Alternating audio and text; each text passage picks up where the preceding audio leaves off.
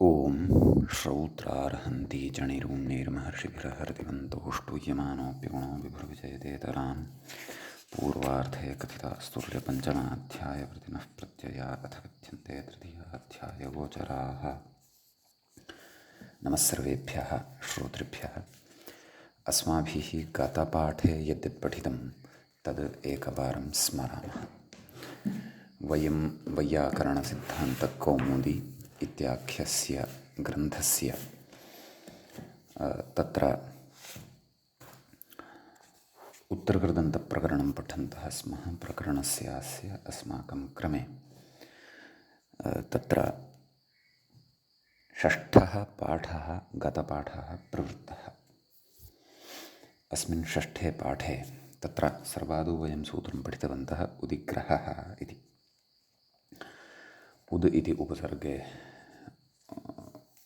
उपपदे सति ग्रहधातोः तत्र घञ् इति प्रत्ययः भवति। उद्ग्राहः इति उदाहरणं तत्र साधितं। ततः समिमुष्टौ इति सूत्रं पठितं। तत्र कर्तृभिन्ने कारके भावे च सम् इति उपपदात् ग्रहधातो घञ् इति प्रत्ययः भवति। मुष्ट्यर्थे गम्यमाने। अतः मल्लस्य संग्राहः मुष्टौ किं द्रव्यस्य संग्रहः। अतः अर्थभेदः भवति संग्राहः संग्रह इत्यनयोः द्वयोः शब्दयोः। ततः परिण्योर्नीणोर्द्योताभ्रेषयोः इति सूत्रं पठितं। परिपूर्वान् नयतेर्निपूर्वात् इणश्च घञ् स्यात् क्रमेण द्यूते अभ्रेषे च विषये इति अर्थः दृष्टः। परिणायेन शारान् हन्ति समन्तान् नयनेन इत्यर्थः। एषोऽत्र न्यायः। परिणायः न्यायः इति उदाहरणद्वयमत्र पठितम्। उचितमित्यर्थः। ततः द्यूताभ्रेषयोः किं परिणयो विवाहः न्ययो नाशः इति दलकृत्यं दृष्टं। ततः परावनुपात्यय इणः इति अग्रिमं सूत्रं पठितं। तत्र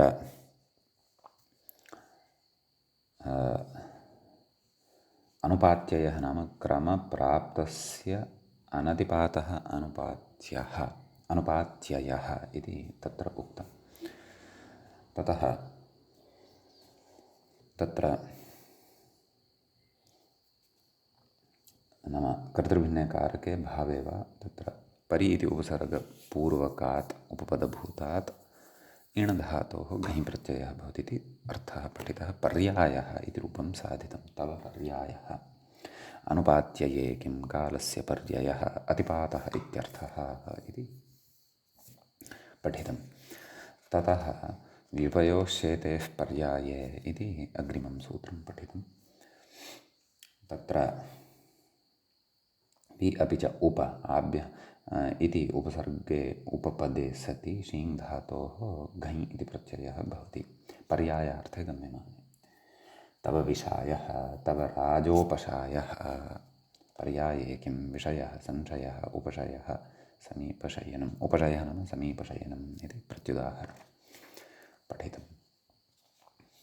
अर्थस्तु स एव न भावादिः अर्थः गृह्यते। ततः हस्तादाने चेरस्तेये इति अग्रिमं सूत्रं पठितं। तत्र मूले उक्तं हस्तादाने इत्यनेन प्रत्यासक्तिः आदेयस्य लक्ष्यते। तादृशहस्तादानार्थे गम्यमाने चि इति धातोः अस्ते ये च गम्यमाने घञ् इति प्रत्ययः भवति। पुष्पप्रचायः इति पठितम्। हस्तादाने किं वृक्षाग्रस्थानां फलानां यष्ट्या प्रचयं करोति अस्ते ये किं पुष्पप्रचयः चौर्येण इति इमानि उदाहरणानि अत्र दृष्टानि प्रत्युदाहरणानि चापि दृष्टानि। ततः अग्रे सूत्रं पठितं निवासच्युतिशरीरोपसमाधानेष्वादेश्च कः इति। तत्र निवासादिषु अर्थेषु गम्यमानेषु चिनोतेः घञ् स्यात् आदेश्च ककारः इति पठितम्। तत्र उपसमाधानस्य अर्थः उक्तः राशीकरणं तच्च धात्वर्थः। अन्ये तु प्रकृते निवासादयः प्रत्ययार्थस्य कारकस्य उपाधिभूताः विशेषणभूताः इति उक्तम्। निवासे काशीनिकायः इति पठितं, चितौ अकायम् अग्निं चिन्वीत इति पठितं, शरीरे चीयते अस्मिन् अस्त्यादिकमिति कायः इति उदाहरणं पठितं, समूहे गोमयनिकायः इति पठितं, ततः प्रत्युदाहरणं चयः इति पठितं। ततः विशिष्टः सिद्धान्तः दृष्टः यत् चः का इति वक्तव्ये आदेः इत्युक्तिर्यङ्लुक्यादेव यङ्लुक्यादेः एव यथा स्यात्। यङ्लुकि आदेः एव यथा स्यात् गोमयानां निके चायः, अन्यथा निके कायः इति अनिष्टं रूपं भवति स्म इति भावः। पुनः पुनः राशीकरणमित्यर्थः इति तस्य च अर्थः अस्माभिः दृष्टः। ततः अग्रे सूत्रं पठितं सङ्घे जानौत्तराधर्ये इति। तत्र अनौत्तर्याधर्ये सङ्घे गम्यमाने नाम तादृशे अर्थे गम्यमाने चिधातोः घञ् इति प्रत्ययः भवति। आद्यस्य वर्णस्य च ककारादेशः भवति। चेर्घञ् आदेश्च कः इति उक्तमेव तत्र मूले। ततः भिक्षुनिकायः प्राणिनां समूहः सङ्घः अनौत्तराधर्ये किं सूकरनिचयः सङ्घे किं ज्ञानकर्मसमुच्चयः इति इमानि उदाहरणानि अत्र दृष्टानि। ततः कर्मव्यतिहारेण च स्त्रियाम् इति अग्रिमं सूत्रम् अस्माभिः पठितम्। तत्र क्रियाविनिमयार्थे गम्यमाने स्त्रीत्वे णच् नाम स्त्रियाम् णच् इति प्रत्ययः भवति। स्त्रीलिङ्गे भावेणच् इत्युक्तं तत्र मूले। ततः एतेन णचा सम्बद्धा तद्धितव्यवस्था अपि काचिदत्र स्मृता, न च स्त्रियामयी इति। तत्र णच प्रत्ययान्तेभ्यः प्रातिपदिकेभ्यः स्त्रीलिङ्गे अञ् इति प्रत्ययः भवति। सूत्रस्य अर्थः दृष्टः। किञ्च नैवाभ्यां पदान्ताभ्याम् इत्यनेन प्रकृते अञ् परतः ऐजागमः प्राप्तः, तस्य निषेधः अपि पठितः। न कर्मव्यतिहारे इति अत्र ऐजन स्यात्। व्यावक्रोशी व्यावहासी इति उदाहरणद्वयं च अत्र अस्माभिः साधितम् इति एतावान् विशेषः अस्माभिः गते पाठे पठितः। अयं तत्र अस्माकं क्रमे उत्तरकृदन्तप्रकरणस्य अस्य तत्र षष्ठः पाठः प्रवृत्तः अभूत्। अधुना तावत् वयम् अस्य उत्तरकृदन्तप्रकरणस्य अग्रिमं पाठम् आरभामहे। ततः पूर्वं गतपाठस्य अन्ते व्याख्यायाः पङ्क्तयः काः काः आसन् इति पठामः। प्राणिनां समूहः सङ्घः इति व्याख्यानमेवात्र शरणं। कर्मव्यतिहारः क्रियाविनिमयः परस्परकरणं, तस्मिन् विषये धातोर्णच् स्यात् स्त्रीत्वे गम्ये इत्यर्थः। अत्र अकर्तरिचकारके इति तु नानुवर्तते, व्याख्यानादिति बोध्यं। व्यावक्रोशी इति परस्परं निन्दक इत्यर्थः। व्यावहासी इति परस्परं हासक इत्यर्थः। भावार्थः एव ग्राह्यः भवेत् इति शङ्कितमासीत् अस्माभिः पूर्वम्। अतः द्रष्टव्यम्। अथवा अकर्तरिचकारके इत्यतः कर्तरिकारके इत्यपि आयाति यदि, तर्हि कदाचित् कर्तृभिन्ने कारके तत्र युक्तिः द्रष्टव्या। अस्तु इति एतावत्पर्यन्तः व्याख्याभागः च पठितः। अधुना अस्माकं क्रमे अस्य उत्तरकृदन्तप्रकरणस्य सप्तमः पाठः अयम् अग्रिमः पाठः आरब्धः भवति। तत्र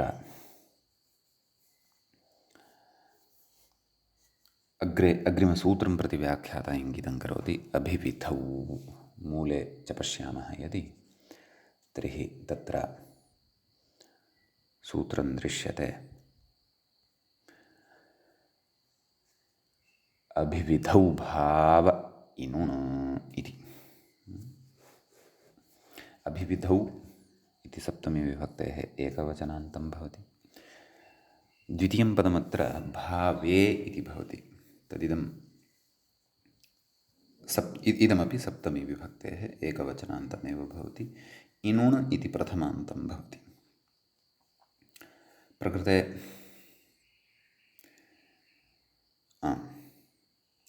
पश्यामः। भावे इति अनुवर्तते। अकर्तरिचकारके इत्येतस्य अनुवर्तनमस्ति वा न वा इति विचारयिष्यामः। धातोः प्रत्ययः परश्च इत्यादिकं तु सर्वम् अनुवर्तते एव। तत्र कथयति व्याख्याता, किं कथयति पश्यामः। कार्त्स्येन सम्बन्धः अभिविधिः। एवं खलु। तत्र मर्यादा अभिविधिः इति तत्रापि अस्माभिः अनयोः विषये पठितं खलु। नाम तत्र तेन विना मर्यादा, तेन सह अभिविधिः इति किमपि पठितं खलु। तद् प्रकारान्तरेण अपि एवं वक्तुं शक्यते। कार्त्स्येन सम्बन्धः नाम समग्रतया सम्बन्धः अभिविधिः इत्युच्यते। अग्रे तस्मिन् गम्ये इनुण स्यात् भावे अर्थे इति। एवं खलु। भावार्थकः लक्ष्यम् अस्ति अस्माकं सान्राविणं वर्तते इति। सान्राविणम् इति लक्ष्यं साध्यमानमस्ति मूले। अग्रे कथयति व्याख्याता। अणिनुण इत्यनेन सूत्रेण इनुणन्तात् अण् तद्धितः स्वार्थिकः इत्यर्थः। ओहो, तस्य सूत्रस्य आरम्भः कर्तव्यः अस्ति खलु अस्माभिः। तर्हि अस्तु, अत्र उदाहरणं सान्राविणम् इति साधनीयं वर्तते। तत्र सम् इति उपसर्गपूर्वकात् रु इति धातोः अभिविधे भाव इनुण इति सूत्रात् इनुण इति प्रत्ययः क्रियते। तस्य इन् इति अवशिष्यते। सम्यक् संरु इन् इत्यवस्थायां तत्र सूत्रम् अग्रे वक्तव्यं वर्तते। इनुन् प्रत्ययान्तादपि अण् प्रत्ययः भवति। स्वार्थे सः प्रत्ययः अधुना पठनीयः वर्तते। सूत्रं वर्तते तद्धितप्रकरणस्थम् अणिनुणः इति। अण् इनुणः इति पदच्छेदः। अण् इति प्रथमान्तं भवति। इनुणः इति पञ्चमी विभक्तेः एकवचनान्तं च भवति। अत्र तदेव तद्धिताः ज्ञाप्रातिपदिकात् प्रत्ययः परश्च इत्यादिकं सर्वमनुवर्तते। सूत्रेव सूत्रार्थः स्पष्टः वर्तते। अण् इति प्रत्ययः वर्तते। नैव इनुण् इत्यपि प्रत्ययः वर्तते। विधीयमानः प्रत्ययः अत्र अण् इति अस्ति। इनुण् इति पञ्चम्यन्तम् अस्ति। अतः इनुण्णन्तात् प्रत्ययग्रहणदन्ताः ग्राह्याति कृत्वा इनुण्णन्तशब्दस्वरूपम् इनुण्णन्तम् अत्र गृह्यते। तस्मात् अण् प्रत्ययः स्वार्थे भवति इति। सम्यक्। तर्हि सम् रु इन् अण् एवं खलु। ततः कथयति आदिवृद्धिरिति। मूले कथयति खलु आदिवृद्धिः तद्धितेष्वचामादेरित्यनेन इति शेषः। तर्हि तत्र सान्राविन् इति एवं खलु। रु इत्येतस्य वर्णस्य वृद्धिः अचोञ्यणिति इत्यनेन। यतः इनुण् इति परतः वर्तते खलु। अतः सं रौ इन् ततः सम् इत्यत्र सकारोत्तरवर्ती यः अकारः वर्तते तस्य तु वृद्धिः तद्धितम् अणन्निमित्तीकृत्य भवति। अतः साम् राव इन् मकारस्य अनुस्वारः भवति सान् राविन् इति जायते। सान् राविन् आ इति जायते। सम्यक्। ततः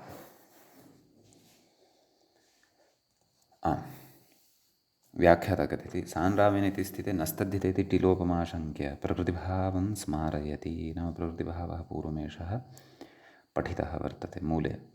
पश्यन्तु,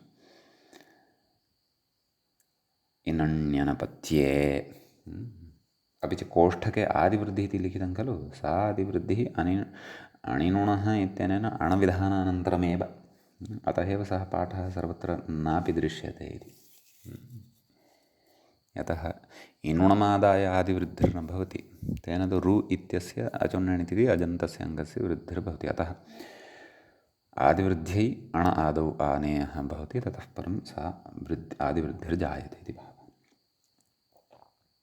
तर्हि इनण्यनपत्ये इत्यनेन सूत्रेण प्रकृतिभावः जातः इति कृत्वा तत्र इन् इति न लुप्यते, तथैव तिष्ठति। अतः सान् राविन् णत्वं भवति, सान् राविणम् इति सिद्धं भवति। तत्र कथयति स्वभावतः पुंलिङ्गे इति मूले उक्तं खलु। व्याख्याता कथयति लोकाश्रयत्वा लिङ्गस्य इति भावः। पुल्लिङ्गे अयं शब्दः वर्तते, परन्तु मूले तु अन्यथा एव दृश्यते। मूले किं दृश्यते? मूले तु सान् राविणम् इति नपुंसकलिङ्गे दृश्यमानं वर्तते। एवं खलु इति अस्ति। अर्थविषये यद्यपि चर्चा नास्ति अत्र, तथापि सम् इति उपसर्गवशात् रु शब्दार्थकः धातुः, अतः द्रष्टुं शक्यते अर्थः। अत्र कोशे तत्र कथयति हट्टस्य सम्यक् शब्दः, हट्टः नाम तत्र कः इत्यपि द्रष्टव्यम्। हट्टविषये कथयति क्रयविक्रयस्यानं हाट् इति भाषा इति अमरः। अमरकोशे अपि हट्टशब्दः उक्तः वर्तते। तस्य शब्दविशेषः नाम तस्य शब्दविशेषः एषः उच्यमानः वर्तते। इतोपि प्रयोगाः द्रष्टव्याः। तत्र प्रायशः कस्यचित् काव्यस्य शब्दकल्पद्रुमे यथा अनर्घवराघवे इत्युक्त्वा तत्र कथयति यन्दोर्मात्रपरिच्छेदो युधि मुदोत्क्षिप्य प्रतीच्छन्मुहुः सन्तेने दशभिर्निजैरपि मुखैः सान् राविणन् रावणः इति। प्रायः कश्चन शब्दविशेषः एव सान् राविणशब्दद्वारा व्यवह्रियते इति अस्तु। स्वभावतः पुल्लिङ्गे इत्यपि पाठः कोष्ठयोः दृश्यते। मम पुस्तके, भवतां पुस्तके अपि स्यात् वा न वा। अयमपि पाठः कदाचित् सार्वत्रिकः न स्यात्, यतः उदाहरणं तु सान् राविणम् इति उक्तं। सान् राविणं वर्तते नपुंसकलिङ्गतया उक्तम्। तर्हि पुल्लिङ्गे स्वभावतः कथं नाम लोकादाश्रितं लिङ्गं चेदपि तर्हि मूले तथा उक्तं यदि स्यात् तर्हि सान् राविणः वर्तते इति खलु वक्तव्यं। कथं तत्र पुल्लिङ्गता इव न दृश्यते इति भावः। अस्तु, अग्रिमं सूत्रम् अधुना वयं पठामः। मूले व्याख्यायाञ्च सूत्रं दृश्यते। आक्रोशे वन्योर्क्रहः इत्यस्ति। तत्र आक्रोशे इति सप्तम्यन्तं वर्तते। सप्तमी विभक्तेः एकवचनान्तं वर्तते। वन्योः अवन्योः इति अस्ति।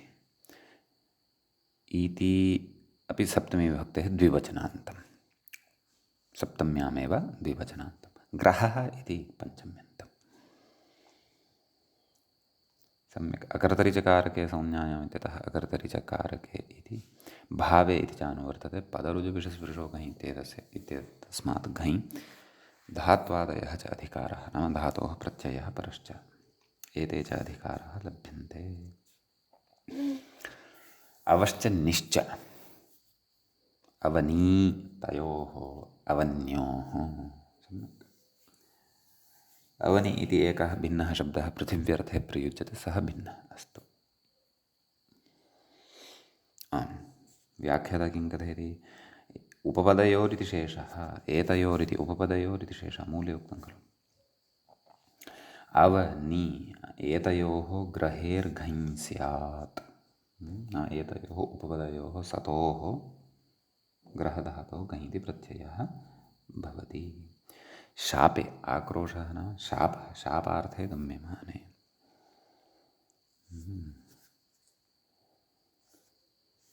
तर्हि तत्र व्याख्याता कथयति ग्रहवृद्धिनिश्चयमश्चेति वक्ष्यमाणस्य अप्रत्ययस्यापवादः, तस्य अपवादः अयं भवति। एवं खलु। अस्तु, पश्यामः। अग्रे तु कथयति अवग्रह इत्यस्य विवरणम्। अस्तु, तत्पश्चात् मूले उदाहरणं पश्यामः। अवग्राहस्ते भूयात् इत्यस्ति। कोऽर्थः? अभिभवः इत्यर्थः। तव तिरस्कारः, पराजयो वा भूयात् इति शापदानं वर्तते अत्र, नाम आक्रोशः वर्तते। निग्राहस्ते भूयात् एवं खलु।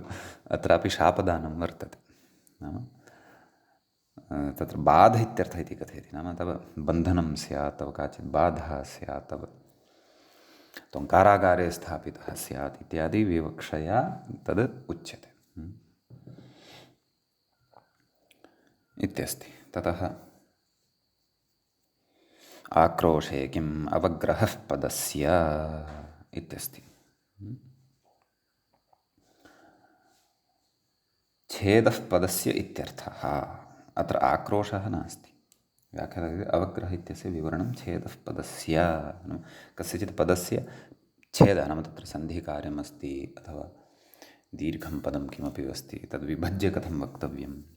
अतः अत्र आक्रोशार्थः नास्ति इति कृत्वा अवग्रहः इत्युच्यते। निग्रहश्चोरस्य, अत्रापि शापार्थः नास्ति, अतः निग्रहः इति उच्यते। अस्तु, तद्विषये व्याख्याता अपि कथयति अग्रे। मूले चापि निरोधश्चोरस्य इत्यर्थः इति कोष्ठके पाठः दृश्यते। भवतु, व्याख्यातारं पश्यामः। छेदः पदस्य पुरोहितम् इत्यादि समस्तपदस्य पुरः हितम् इत्यादि विभज्य पठनम् अवग्रहः इत्यर्थः। अत्र शापानवगमान्न घञ् निग्रह इत्यस्य विवरणं निरोधश्चोरस्य इति कोष्ठके अस्ति खलु मूलपाठः, तं पाठं कथयति एषः। प्रेलिप्सायाम्। अस्तु, तद् अग्रिमं सूत्रम्। एतत् सूत्रे यावान् विशेषः अस्ति सः विशेषः अधुना एतावता अत्र सम्पन्नः। समीचीनम्। ततः अग्रे सूत्रं भवति मूले व्याख्यायाञ्च प्रेलिप्सायाम् इति। तत्र प्रे इति सप्तम्यन्तं भवति, लिप्सायाम् इत्यपि सप्तम्यन्तं भवति। सम्यक्। प्रकृते अकर्तरिचकारके संज्ञायां भावे धातोः प्रत्ययः परश्च पदरुजविषस्पृशो घञ् इत्यतः घञ् इति च अनुवर्तते। अतः तत्र सूत्रार्थः उच्यते।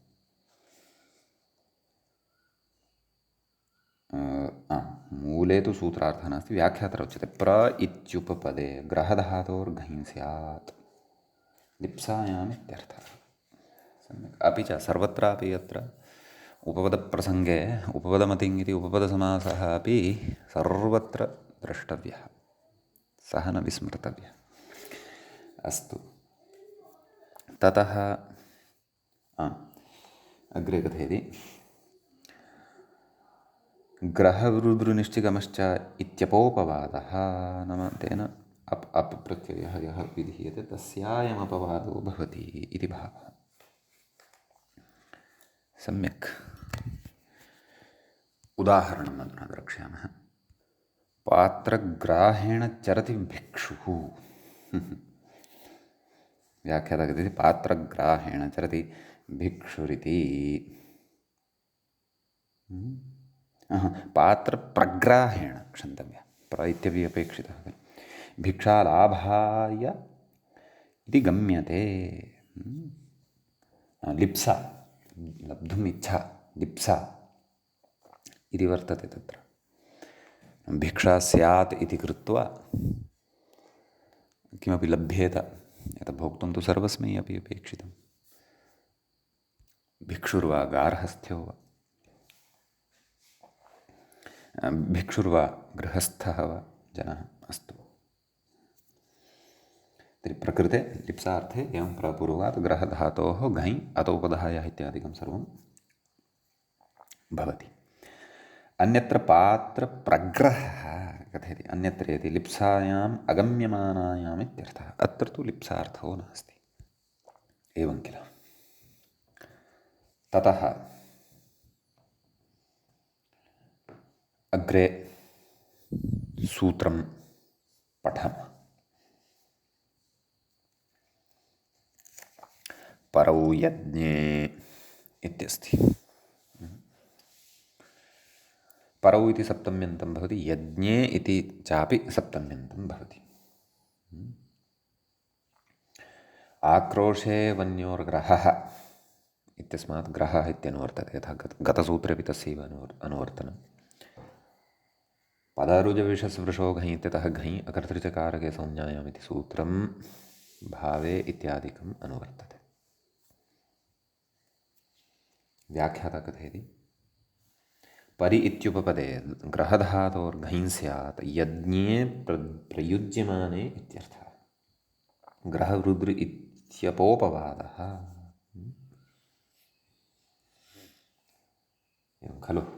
उत्तरः परिग्राहः इति। व्याख्याता कथयति उत्तरः परिग्राहः इति वसवस्त्वा इत्यादिमन्त्रैः पूर्वः परिग्राहो वेदे उक्तः, वेदैरुक्तः इति। अथवा तत्र ऐ इति कर्तव्यं, नाम ऐ वेदेरुक्तः इति न सम्भवति खलु। वेद उक्तः इति वा वेदे उक्तः इति वा वेदैः उक्तः कथयति। तदपेक्षया द्वितीय इत्यर्थः इति। मूले किमुक्तं? स्फयेन वेदे स्वीकरणम्। स्फेन वेदे स्वीकरणं। स्फेन तत्र व्याख्याता अस्ति स्फ्यः खड्गाकृतिः, दारुमयो पात्रविशेषः। तेन समन्ताल्लेखया वेदिदेशस्य स्वीकरणं परिग्राहः इत्युच्यते। एवं खलु। यज्ञप्रयुज्यमानः काष्ठमय खड्गाकृतिपात्रविशेषः स्फ्य इति उच्यते। एवं खलु। वेदिविभागविशेषः तत्र क्रियते। वेदमन्त्राणाम् उच्चारणपूर्वकतया रेखाङ्कनं कुर्वद्भिः तत्र याज्ञिकैः तत्र वेदिभागविशेषस्य द्वितीयवारं यद् ग्रहणं जायते तद् उत्तरः परिग्राहः इत्युच्यते। स्फेयेन वेदे स्वीकरणम् इति। एवमत्र यागसम्बद्धमिदम् उदाहरणं विशिष्टम् अस्माभिः दृष्टम्। अग्रिमं सूत्रम् अधुना वयं पठामः। तत्र सूत्रं भवति। मूले व्याख्यायां च नौ वृधान्ये इति। नौ इति सप्तम्यन्तं भवति, वृ इति तत्र लुप्तपञ्चमीकं भवति, धान्ये इति सप्तम्यन्तं भवति। तदेव मूले साक्षात् कथयन् वृ इति लुप्तपञ्चमीकं। पदरुजविषस्पृशो घञि इत्यतः घञि अकृतृजकारके संज्ञायाम् इति भावे इति च अनुवर्तते। धात्वादयः अधिकाराः लभ्यन्ते। तत्र सूत्रार्थः द्रष्टव्यः। व्याख्याता कथयति नि इत्युपपदे वृधातोर्घञि इत्यर्थः। ग्रहवृद्रित्यपोपवादः। ग्रहवृद्रिनिश्चितमस्ति अग्रे पठिष्यते। तेन विहितस्य अपः अयम् अपवादः। नीवाराः कथयति उपसर्गस्य घञ्यमनुष्ये बहुलम् इति दीर्घः। एवं खलु धान्यविशेषः भवति। कः? नीवाराः। धान्ये किं? निवरा कन्या, मितरां वरणीया इत्यर्थः। ग्रहवृद्र इति अप् क्व निवरा इत्यत्र। ननु प्रवरा कन्या इत्यत्र कथम् अप्? मानव स्त्रियां तिनः प्रसंगात् न ह्यत्र वासरूपविधिः प्रवर्तते। अजभ्यां स्त्रीखलनाः विप्रतिषेधेन इत्युक्तेरिति आह। नाम एतेन वार्तिकेन तत्र प्रतिषेधेन प्रवृत्तिर्भवति, वासरूपविधिर्न जायते। अतः अप् कथं? तिन् खलु स्यात्। प्रवराकन्या इत्यत्रैव कथनमस्ति। इत्यतः आह तिन् विषयेऽपि इति। तिन् विषयेऽपि बाहुलकादप् क्व प्रवरा इत्यादिषु। तत्र वृद्धप्रयोगं प्रमाणयति। प्रवरासेना प्रवरा गौरिति वदिति मूले पश्यतु। प्रवरासेना प्रवरा गौः इति वत् प्रवराकन्या इत्यपि भवति इति भावः। एवं खलु कथयति ननु घञजबन्ताः पुंसि इद्यबन्तस्य पुंस्त्वात् स्त्रीत्वं दुर्लभम् इत्यतः। एवञ्चेति। एवञ्च स्त्रीलिङ्गोऽपि उक्तवृद्धप्रयोगादित्यर्थः लोकाश्रयत्वात् लिङ्गस्य इति भावः। नाम लोकालिङ्गं तत्सत्यं बाहुलकादपि वक्तुं शक्यते। बाहुलकादेव एषा सर्वापि व्यवस्था अत्र क्रियमाणा अस्ति खलु। सम्यक् इति विशिष्टः प्रयोगः अत्र चर्चितः।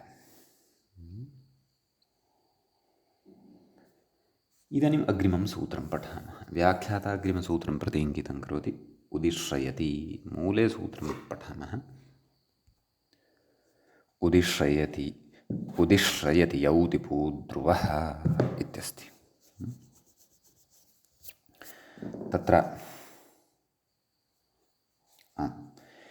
उदि इति सप्तम्यन्तं पदं भवति। उद् इत्येतस्य श्रयति यौति पूद्रुवः इति पञ्चमी विभक्तेः एकवचनान्तं भवति। समाहारद्वन्द्वः च अत्र श्रयति यौति पू इत्येतेषां भवति। पदारुजविषस्पृशो घञित्यतः घञित्यनुवर्तते। अकर्तृचकारके संज्ञायाम् इत्यतः कर्तृचकारके इति भावे इति धातोः प्रत्ययः परश्च एते च अधिकाराः अत्र लभ्यन्ते। तत्र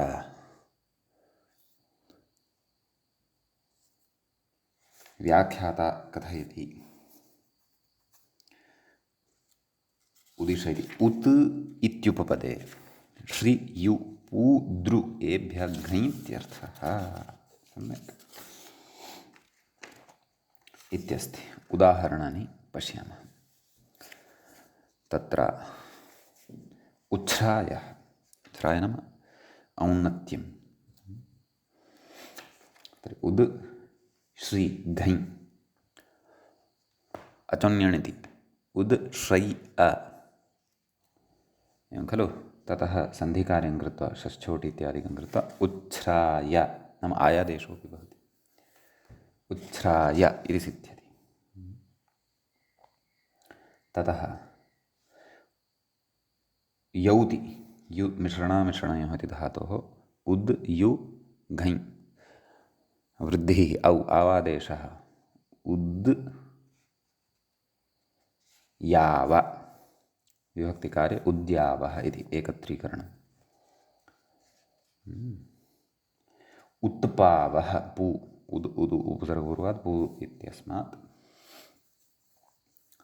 तत्र घञ् वृद्धिः आवादेशः खरिचित्तेन उपसर्गस्य दकारस्य चर्त्वेन तकारः उत्पाव उत्पावः इति सिद्ध्यति।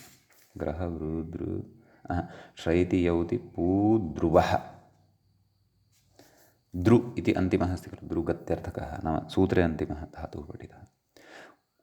उद्रावः दकारद्वयस्य श्रवणं भविष्यति धावनम् इत्यादयः अर्थाः अन्येपि विशिष्टाः अर्थाः कोशेषु द्रष्टुं शक्याः। कथयति कथं पतनान्ताः समुच्छ्रयाः इति अयं प्रयोगः कथं सिद्ध्यति इति चेत् कथयति नाम घञ् प्रत्यये सति समुच्छ्रायाः इति खलु भवेत्। समुच्छ्रयाः इति कथं सिद्ध्यति इति चेत् बाहुलकात् इति कथयति। बाहुलकात् घञ् प्रत्ययः तत्र भवति इति भावः। कृतो बहुलम् इति न घञ् इति न भवति परन्तु घञ् भिन्नः प्रत्ययः अच् प्रत्ययः तत्र भवति बाहुलकात्। उच्छ्रयः इत्यपि उच्छ्रय इति शब्दः अपि सिद्ध्यति। पतनान्तः उच्छ्रयाः इति बहुवचने च प्रयोगः सिद्धः भवति। तदत्र विशेषः नास्ति इति कृत्वा व्याख्यात्रा उदाहरणचर्चा न कृता। अग्रिमं सूत्रमिदानीम् आरभ्यमाणं वर्तते। तत्र अग्रिमसूत्रं प्रति इङ्गितं करोति। विभाषा नैव समग्रमेव सूत्रं पठ्यमानमस्ति व्याख्यात्रा अपि। अतः सूत्रं पठामः। विभाषाङ्यरुप्लुवोः तत्र विभाषा इति प्रथमान्तं भवति। आङि इति सप्तम्यन्तं भवति। ततश्च रुप्लुवोः इति अपि सप्तम्यन्तं सप्तमीविभक्तेः द्विवचनान्तं भवति। षष्ठ्यन्तं पञ्चम्यर्थे षष्ठी स्यात् वा इति भाति। तथैव अङ्गीकर्तव्यम्। अस्तु पदरुजविषस्पृशो घञ् इत्यतः घञ् अकर्तृचकारके संज्ञायाम् इत्यतः अकर्तृचकारके इति भावे इति धातोः प्रत्ययः परश्च एते च अधिकाराः अत्र लभ्यन्ते।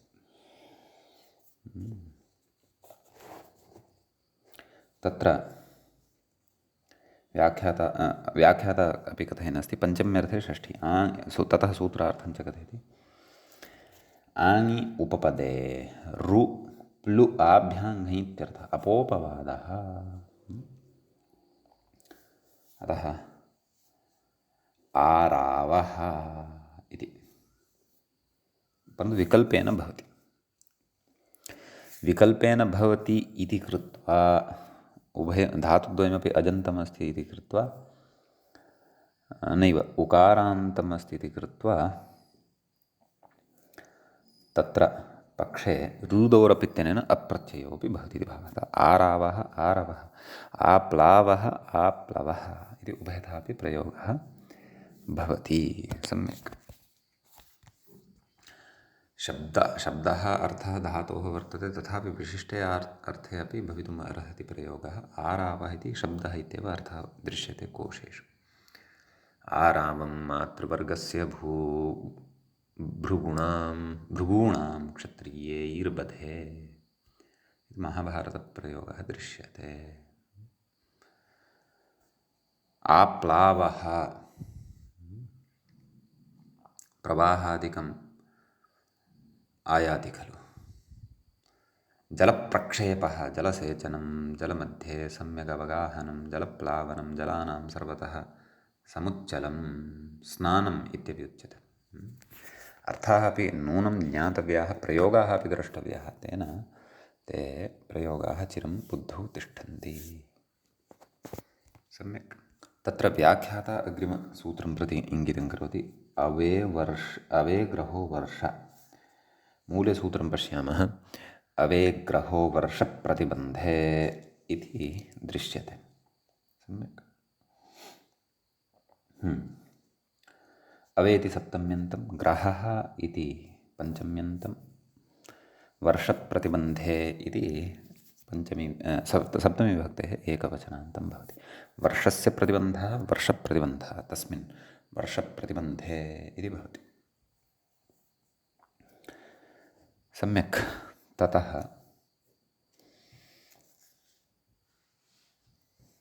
अग्रे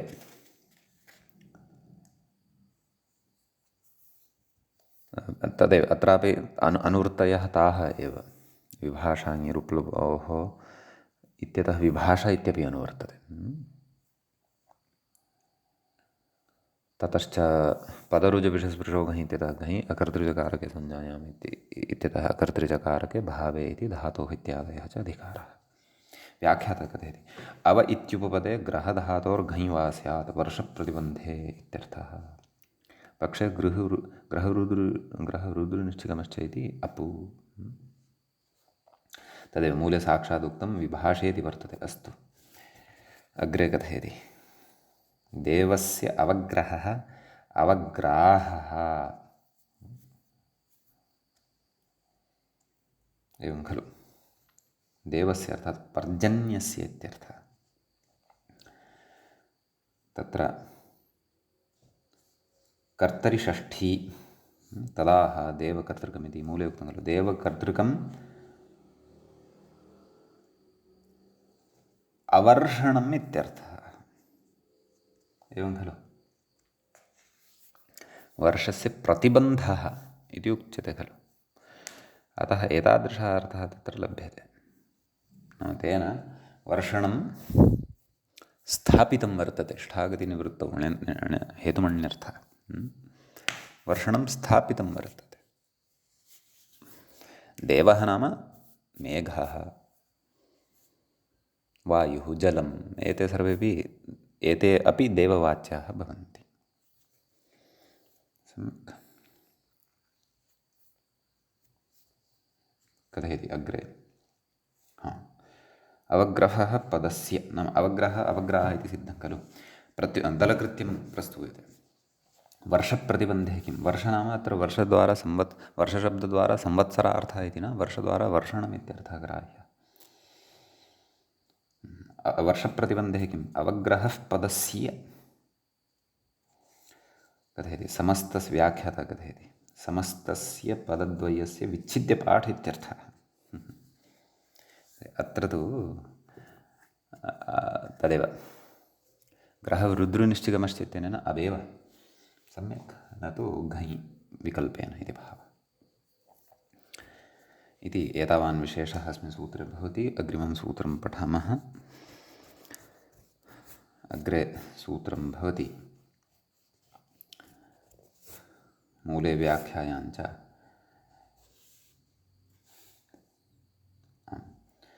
तत्र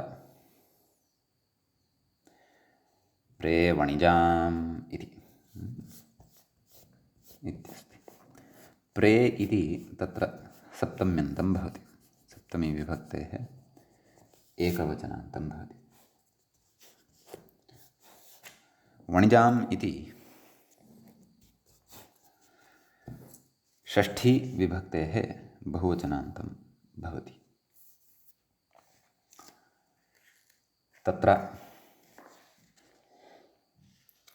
अवेग्रहो वर्षप्रतिबन्धे इत्यतः ग्रह इत्यनुवर्तते। ग्रहः इति पञ्चम्यन्तम् अनुवर्तते। विभाषाङ्यरुप्लुवोः इत्यतः विभाषा पदरुजविषस्पृशो घञ् इत्यतः घञ् अकर्तृजकारके संज्ञायाम् इत्यतः अकर्तरिचकारके भावे इति धातोः प्रत्ययः परश्च एते च अधिकाराः लभ्यन्ते। एवं किल। ततः तत्र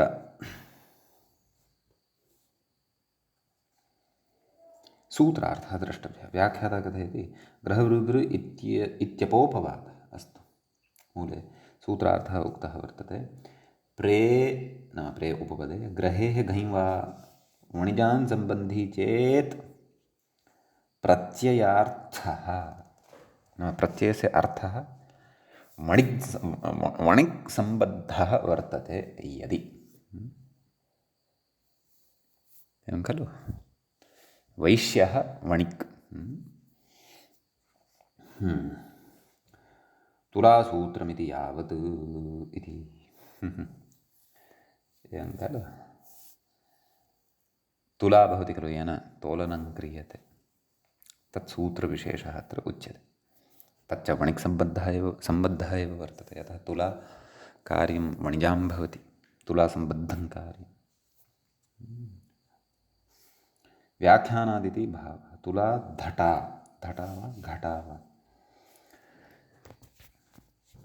द्रष्टव्यं। सत्यं, तवर्गादिरेव धटा। अस्तु, तर्हि किम् उदाहरणं किम् इति चेत् तुलाग्राहेण चरति, तुलाप्रग्राहेण चरति। तुलाप्रग्रहेण विकल्पेन भवति, पक्षे अबपि भवति, घञ् अपि भवति इति भावः। खलु, नाम वणिक् यः वर्तते सः तुलायाः प्रग्राहं विधाय चरति, गतिमान् भवति, तत्र क्रयविक्रयादिव्यवहारं करोति इति भावः। अग्रे सूत्रं पठामः। रश्मौ च इत्यस्ति। रश्मौ इति सप्तम्यन्तं भवति, च इति च अव्ययं भवति। प्रेवणिजाम् इत्यतः प्रे, अवेग्रहो वर्षप्रतिबन्धे इत्यतः ग्रहः, विभाषायुरुप्लुभोः इत्यतः विभाषा, पदरुजुविषयस्पृशोः इत्यतः घञ्, अकर्तृचकारके संज्ञायाम् इत्यतः अकर्तृचकारके, भावे इति सूत्रं धातोः प्रत्ययः परश्चैते अधिकाराः लभ्यन्ते। तत्र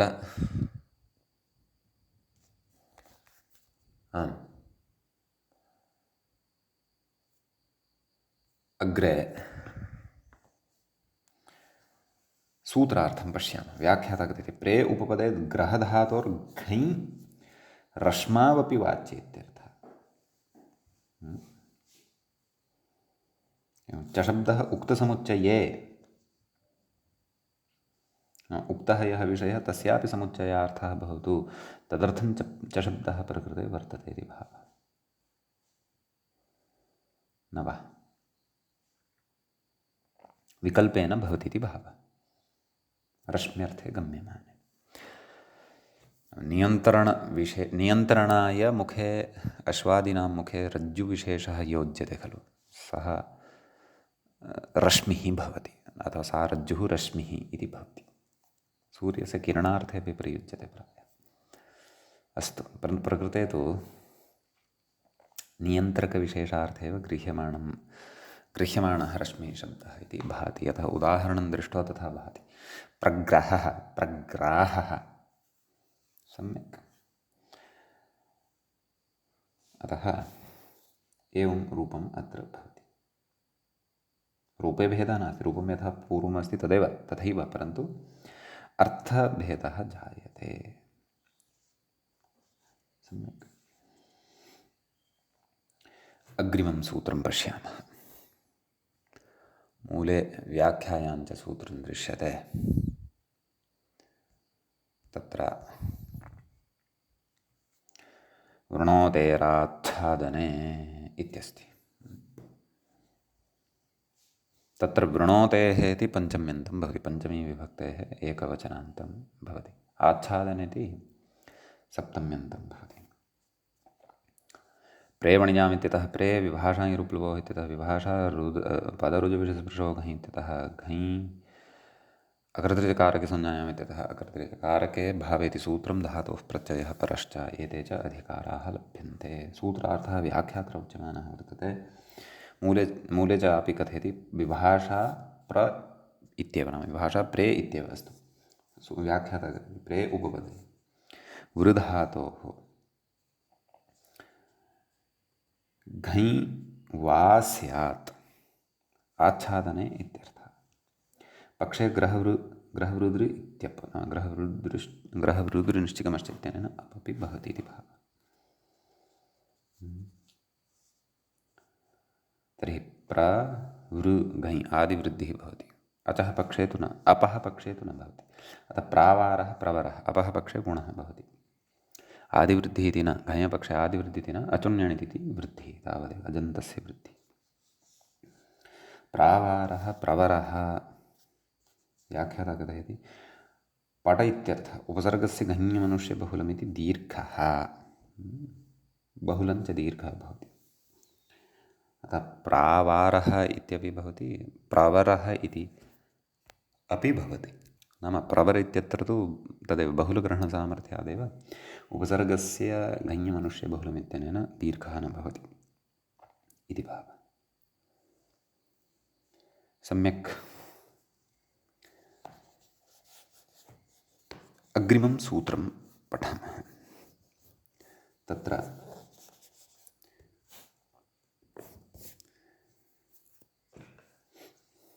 मूले व्याख्यायाञ्च सूत्रं दृश्यते परौ भुवो वज्ञाने। एतत् सूत्रमस्माभिः मुनित्रयं नमस्कृत्य इत्यादि मङ्गलकरणसमये किञ्चित् श्रुतम् आसीत्। तत्र परिभावः इति अर्थकरणसमये अस्तु भवतु। नाम परौ इति सप्तम्यन्तं भवति, भुवः इति पञ्चम्यन्तं भवति, पञ्चमी विभक्तेः एकवचनान्तं भवति। अवज्ञाने इति च सप्तम्यन्तं भवति, सप्तमी विभक्तेः एकवचनान्तं भवति।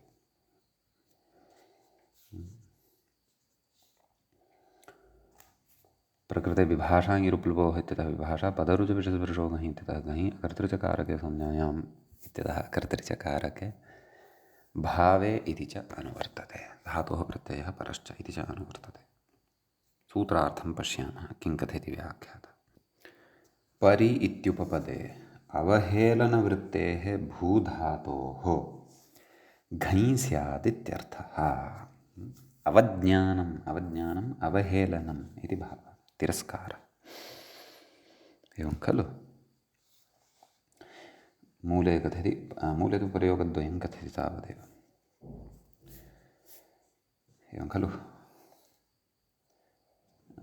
व्याख्यायाम् इत्यर्थः एतदनन्तरं पूर्णविरामः स्थापनीयः। तर्हि घञः पक्षे परिभावः, धातोः वृद्धिः आवादेशश्च भवति। एवं खलु। तदनन्तरं तदाभावपक्षे ऋदोरप् इत्यनेन अप् इति भवति, अतः परिभवः इत्यपि सिद्धं भवति इति भावः।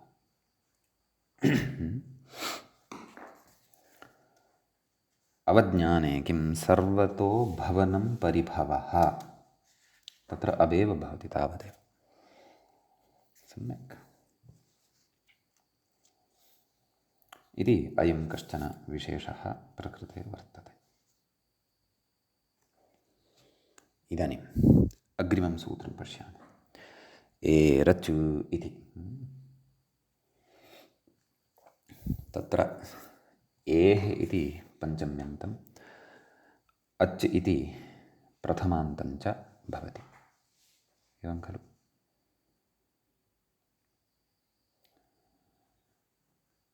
तत्र अकर्तृचकारके संज्ञायाम् इत्यतः अकर्तृचकारके इति भावे इति च अनुवर्तते। धातोः प्रत्ययः परश्च एते च अधिकाराः लभ्यन्ते। इदमपि सूत्रमस्माकं श्रुतपूर्वं विशिष्य तदन्तविधिकथनवेलायां प्रसिद्धम् इदम् उदाहरणत्वेन तत्र स्वीक्रियते। अतः एव तदन्तविधिविषयं पुरस्कृत्य व्याख्यात्रा सूत्रार्थः उच्यमानः अस्ति। इवर्णान्तात् धातोः अच् स्यात् भावे कर्तृचकारके इत्यर्थः। भावे अकर्तरि चकारके। चयः जयः इ इति धातुः चेत् तर्हि अयः नाम विशेषणं तदन्तस्य संज्ञा स्यात् स्वस्य च रूपस्य इति पक्षे अयः इत्यपि भवति खलु। घञ्यपवादः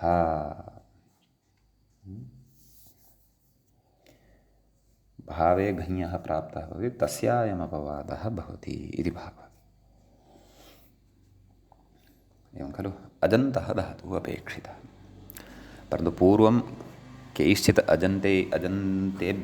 केभ्यश्चित् अजन्तेभ्यः धातुभ्यः ये अपवादाः दृष्टाः तेऽपि अपवादाः अत्र बुद्धौ स्थापनीयाः। चि जि इति तेषु अपवादेषु नान्तर्भवति इति कृत्वा उदाह्रियते।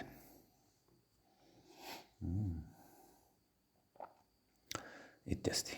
अग्रे प्रकृते वार्तिकम् अस्ति। व्याख्याता इङ्गितं करोति भयादीनामिति। मूले पश्यामश्चेत् भयादीनाम् उपसङ्ख्यानं नपुंसके क्तादिनिवृत्त्यर्थम् इति। भयादीनां षष्ठ्यन्तं ततश्च उपसङ्ख्यानमिति प्रथमान्तं ततश्च नपुंसके इति सप्तम्यन्तं क्तादिनिवृत्त्यर्थं। क्तादीनां निवृत्तिः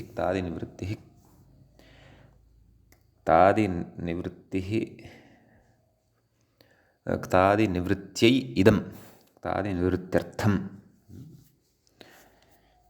तः आदिः येषान्ते क्तादयः अस्ति। व्याख्याता वार्तिकार्थं कथयन् अस्ति। भयादीनां सिद्धये भी प्रभृति धातुभ्यः अच् प्रत्ययस्य उपसङ्ख्यानमित्यर्थः। अच् प्रत्ययस्य वचनमत्र कर्तव्यम् इति। एवं खलु कथयति ननु एरच् इत्येव सिद्धे भयग्रहणं व्यर्थं। यदा भी इति तत्र ईकारः अस्ति खलु तर्हि तस्य ग्रहणं कुतः इत्यत आह नपुंसके क्तादिनिवृत्त्यर्थम् इति नाम वार्तिके उच्यते। नपुंसके भावे क्तः इति पठिष्यते तन्निवृत्त्यर्थं मानवः तत्र कथयति आदिना ल्युडादिसङ्ग्रहः अन्यथा परत्वात् क्तादयः स्युः इति भावः। वासरूपविधिस्तु नात्र भवति। तस्य निषेधः पूर्वं पठितः खलु। कथयति अपवादत्वाभावादिति भावः। अपवादत्वमेव न भवति इति कृत्वा अस्तु इदं कारणमुच्यमानमस्ति खलु। भयं वर्षम् इति तर्हि एतेन वार्तिकेन पुनः अजेव भवति गुणः भवति अयादेशः च भवति भयम् इति सिद्ध्यति। वर्षमित्यत्र कथयति किम् अत्र नपुंसके तल्युडादिबाधित्वा अच् अपूर्वः विधीयते केन भयादिनाम् इत्यादिना। सम्यक् वृषुसेचने इति वृष इति भवति। इतः पूर्वं न विहितः अयमच् अत्रैव विधीयते इति भावः वर्षमित्यत्र इत्यस्ति। अपि च तदेव नपुंसके भावे क्तः इत्यादयः विशेषाः अग्रे सुष्ठु पठिष्यन्ते। यद्यपि इतः पूर्वमपि अस्माभिः एरच् ग्रहवृद्धिनिश्चिगमश्च इत्यादीनां सूत्राणाम् अपवादविषयः पठितः। ऋदोरपि इत्येतदपि प्रबाध्य पठितं परन्तु ते सर्वेपि इदानीं पठिष्यन्ते। अधुना अग्रे तेषां क्रमः अस्ति। इदानीम् एरच् इति तु पठितमेकं। तत्र वार्तिकस्य किमर्थं का अपेक्षा इत्यपि स्पष्टतया अस्माभिः ज्ञातम्। अस्तु अग्रे सूत्रं वर्तते ऋदोरपि इति। तत् सूत्रं वयम् अग्रिमे पाठे पठिष्यामः। अद्यतनपाठः तावत् अत्रैव उपसंह्रियते। मङ्गलं कुर्मः। श्रौत्रार्हन्ति चणैरुण्यैर्महर्षिभिर्हर्दिवन्तोऽष्टूयमानोऽप्यगुणो विभुर्विजयतेतराम् पूर्वार्धे कथितास्तुर्यपञ्चमाध्यायवर्तिनः प्रत्यया अथ कथ्यन्ते तृतीयाध्यायगोचराः। एवञ्च उत्तरकृदन्तप्रकरणस्यास्य अस्माकं क्रमे एषः सप्तमः पाठः सम्पन्नताङ्गतः। नमः सर्वेभ्यः श्रोतृभ्यः भवद्भ्यः।